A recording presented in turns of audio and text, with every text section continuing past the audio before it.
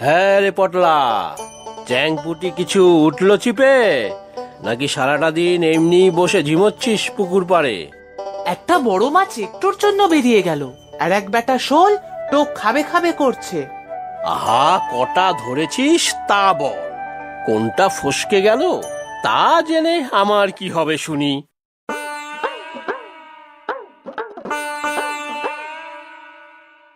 তা কটা ধরেছি তা জেনেও বা তোমার কি কাজ?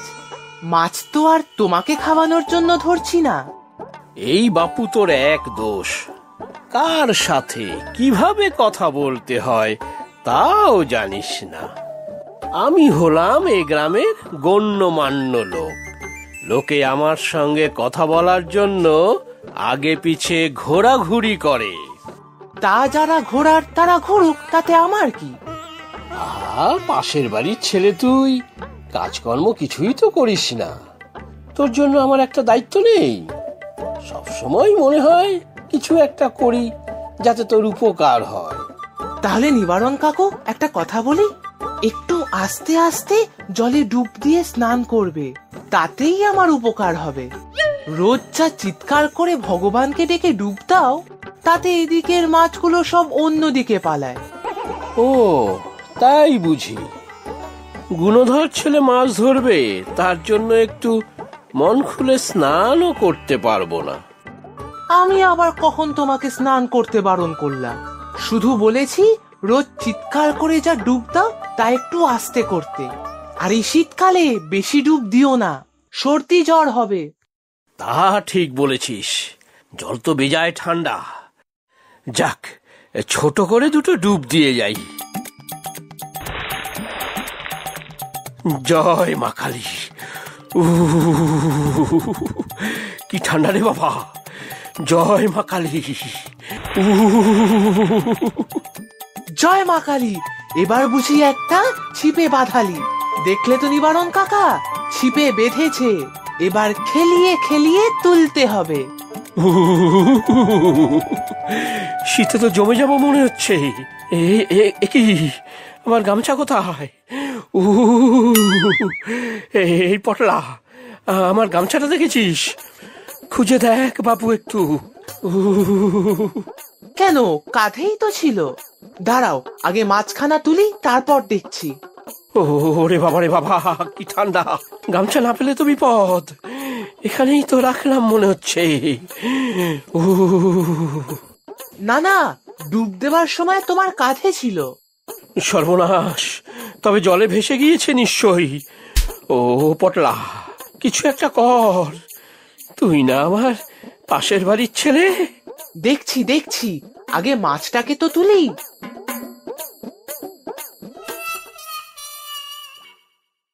এই যা, এটা কি? গামছা, আমার গামছা। সত্যি রে, ভারী কাজের ছেলে তুই। কাল বাড়িতে আসিস তো, একবার দেখি একটা কাজের ব্যবস্থা করতে পারি কিনা।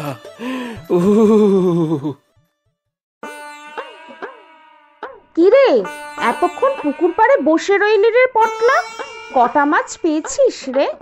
দুধ একটাও না, যাও একটা উঠলো, তা আবার ওই নিবারণ কাকুর গামছা। সে কি রে, গামছা উঠলো? হ্যাঁ তো, আমি যখন বসে মাছ ধরি ঠিক তখনই ওনার যাওয়া চাই, ভালো লাগে না। আচ্ছা ঠিক আছে ঠিক আছে, অত রাগ করতে নি। তোর বাবা বাজার থেকে মাছ এনেছে, ইলিশ মাছ। তুই এক কাজ কর, পেছনের ডোবাটার পাড়ে অনেক কচু শাক হয়েছে, কটা কেটে আনতো, ইলিশের মাথা দিয়ে কচুর শাক বানাবো। কাটারিটা দাও, আমি কেটে আনছি। কাল ওই নিবারণ কাকা আবার ডেকেছে, কি কাজ জোগাড় করে দেবে বলেছে। কাজ দেবে তোকে? তুই পারবি? জানি না কি কাজ, তাই দেখি, সেই বুঝে বলে আসবো। তুমি তো জানো বাধা ধরা কাজ আমার ভালো লাগে না। সে কি আর জানি নে, ছোট থেকেই বাউন্ডুলে, আর এখনো তাই। যা কচুর শাক কেটে নিয়ে আয়, তোর বাবা ভারী ভালো খায়।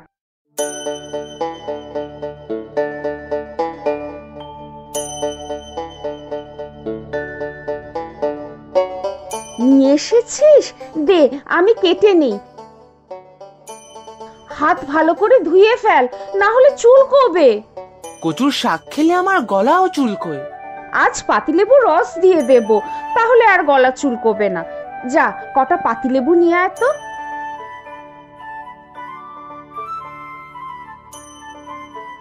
এই যে বৌদি, আপনার ছেলে আমার যা উপকার করেছে তা কি বলবো। শুনেছি গামছা খুঁজে দিয়েছে তো।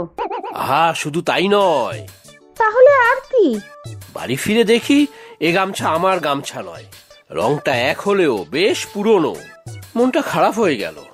তারপর হঠাৎ দেখি গামছার এক কোনায় কিছু একটা গিট দিয়ে বাঁধা। ওমা, তারপর? খুলে দেখি সেই মোহরটা, যার উপরে আমাদের কুলদেবতার মূর্তি খোদাই করা।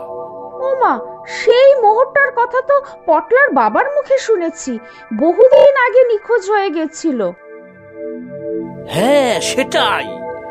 কি যে সৌভাগ্য আমার! ভাগ্যিস পটলার ছিপে উঠেছিল। কোথায় আমাদের পটলা? ও তো বাজারে গেল, দেখি যদি কটা পাতিলেবু পায়। ওকে একটু পাঠিয়ে দেবেন কাল, দেখি একটা কোনো কাজের ব্যবস্থা করতে পারি কিনা। আচ্ছা ঠিক আছে, বলে দেব। ও বুড়িমা, লেবু আছে গো, পাতি লেবু। কটা লাগবে শুনি? লেবু তো সব প্রায় শেষ। একটা গো। ও, একটা? সে আছে। দুটো লেবু আমি তুলে রেখেছিলাম বাড়ি নিয়ে যাব বলে। ওর মধ্যে থেকে একটা না হয় দিয়েই দিচ্ছি। হ্যাঁ, একটাতেই হবে, কচুর শাকে তো লাগবে। কত টাকা দেবো বলো? কচুর শাক মানে? কচুর শাক রান্না হচ্ছে নাকি বাপু? হ্যাঁ তো, ইলিশ মাছের মাথা দিয়ে। ও মা, কি ভালো খেতে! তুমি লোভ দিও না বুড়িমা, তাহলে আমাদের কিন্তু পেট খারাপ হবে। না হে বাপু, লোভ দেব কেন? আমি তো আর আমিষ খাই না। তবে কচুর শাক, আহা! আচ্ছা, আমি তোমাকে কাল কচুর শাক কেটে দিয়ে যাব। বাড়ির পেছনে অনেক আছে, তুমি নিজের মতো করে রান্না করে খেও।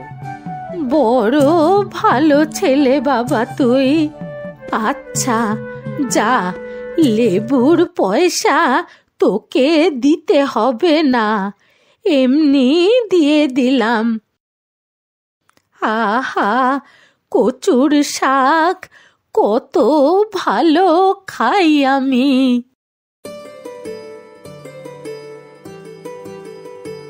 কি ব্যাপার বলো তো? পাশের বাড়ির ওই নিবারণ হঠাৎ আমাদের উপর এত সদয় হলো কেন? সে তোমার এই পটলার জন্য। কি সব গামছা ধরে দিয়েছে। গামছা ধরে দিয়েছে মানে? হ্যাঁ বাবা, ছিপ দিয়ে গামছা ধরে দিয়েছি। তা সেই গামছা নাকি তার নিজেরটা নয়, পূর্বপুরুষের। হ্যাঁ, বলো কি? পৈতৃক গামছা? তাই তো বললো, সে গামছায় নাকি তাদের সেই পারিবারিক মোহরটা গিট দিয়ে বাঁধা ছিল। আরে তুমি যে বলতে ছোটবেলাতে শুনেছিলে। হ্যাঁ হ্যাঁ, তাই তো। ও সেটা পেয়েছে নাকি আবার? নিবারণের কোন জ্যাঠা নাকি দাদু রাগ করে পুকুরে ফেলে দিয়েছিল। বিস্তর দাম হবে ওটার। ও, আমি তো অত সব জানতাম না। ছিপে উঠলো আর দিয়ে দিলাম। ভালোই করেছিস, অন্যদের জিনিস কাছে না রাখাই ভালো। তা সে তো বললো আমাদের এই পটলাকে কাল দেখা করতে, কি সব কাজের হদিশ আছে তার কাছে। সে আমাকেও বলেছে। নিবারণের যোগাযোগ অনেক, হতেও পারে কোনো কাজের খবর আছে। কিন্তু বাবা, আমি যে সে কাজ করব না। বাধা ধরা কাজ করতে আমার ভালো লাগে না। তা কাল গিয়ে দেখ না, পছন্দ হলে করবি, না হলে নয়। বাহ, কচুর শাকটা দারুণ হয়েছে তো। তোমার ছেলেই কেটে এনেছে। আর রান্নাটা তো তুমিই করেছো। সত্যি খুব ভালো হয়েছে। নে একটু লেবু রস দিয়ে মেখে নে, আরো ভালো লাগবে। ওই যা, ভুলেই গিয়েছিলাম। এই লেবু যার কাছ থেকে এনেছি সেই বুড়িমাও কচুর শাক খেতে খুব ভালোবাসে। কাল একটু দিয়ে আসবো, মনে করে দিও কিন্তু মা। আচ্ছা ঠিক আছে।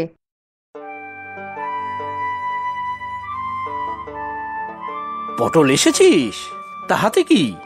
ওই একটু কচুর শাক, এক বুড়িমার জন্য। আমাদের বাড়ির পিছনে প্রচুর হয়েছে, তা তুমি কয়েকটা রাখবে নাকি? তা দে কয়েকটা।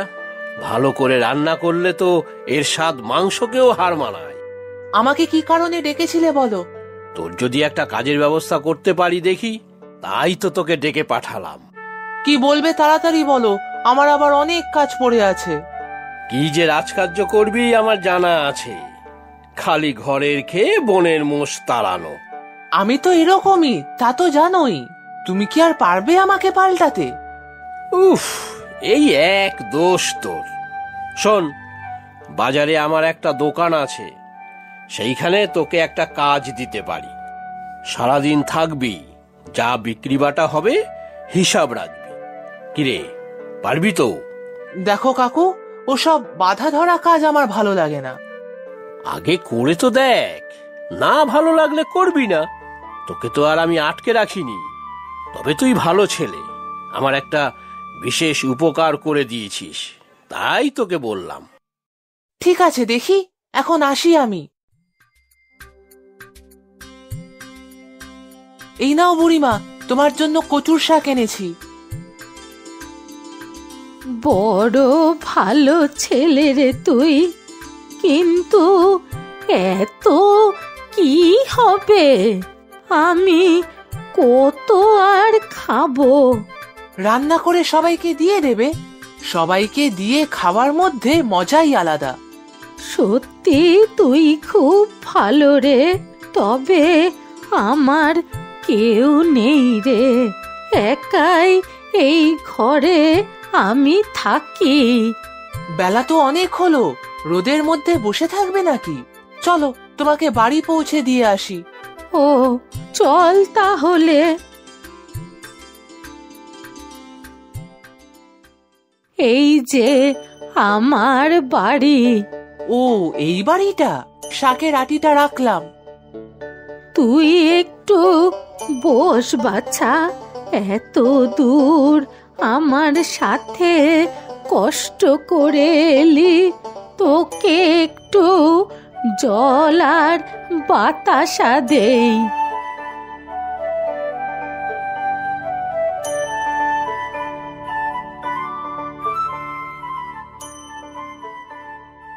তুমিও খুব ভালো বুড়িমা, কিন্তু রোজ কত কষ্ট করে তোমার বাজার যেতে হয়। রোদে পুড়ে জলে ভিজে শাকসবজি বিক্রি করো। ও তো বাপু আমার অদৃষ্ট।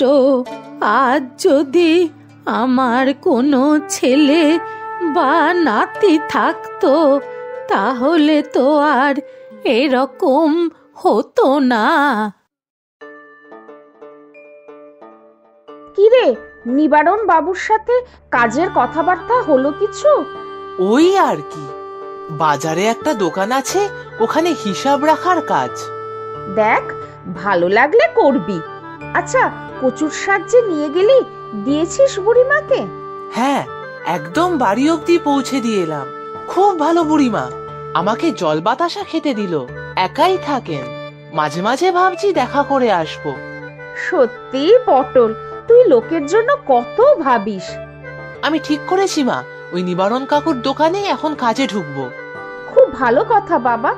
দেখ, যদিও তোর উপার্জনের টাকা না হলেও আমাদের সংসার চলে যাবে, তবে তোর নিজের ভবিষ্যতের জন্যও তো এখন থেকে উপার্জন শুরু করা দরকার।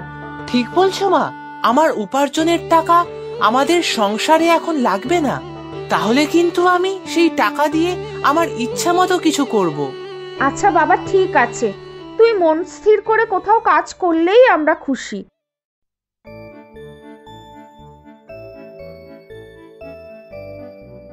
এই তো দাদা বৌদি, দুজনেই এখানে। আরে নিবারণ যে, এসো এসো। এই নিন মিষ্টি। মা, মিষ্টি কেন? আজ 1 মাস হলো পটল আমার বাজারের দোকানটা চালাচ্ছে।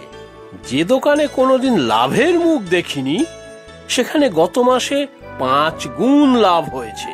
সবই আমাদের পটলের পরিশ্রমে আর গ্রাহকদের সাথে ভালো ব্যবহারের কল্যাণে। বাহ, খুব খুশি হলাম। ও মন দিয়ে কাজ করুক, সেটাই ভগবানের কাছে আমার প্রার্থনা। তা পটল কোথায়? আজ তোর ছুটি। হ্যাঁ বলেছে, মায়নাও পেয়েছে আজ, সেই টাকা নিয়েই তো ছুটলো কোথাও।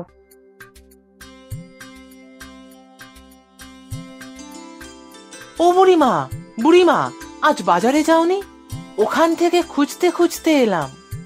ও তুই, আয় বাবা আয়। না রে, আমার শরীরটা ভালো নেই, তাই এত মালপত্র নিয়ে বাজারে বসতে যাওয়ার ক্ষমতা ছিল না। ভালোই হয়েছে, কাল থেকে তোমার আর বাজারে যাওয়ার দরকার নেই। তাহলে তো না খেয়েই মরতে হবে রে। কেন? তোমার এই নাতি আছে না? এই নাও, এই সব টাকা তোমার। আমি পরিশ্রম করে 1 মাসে উপার্জন করেছি।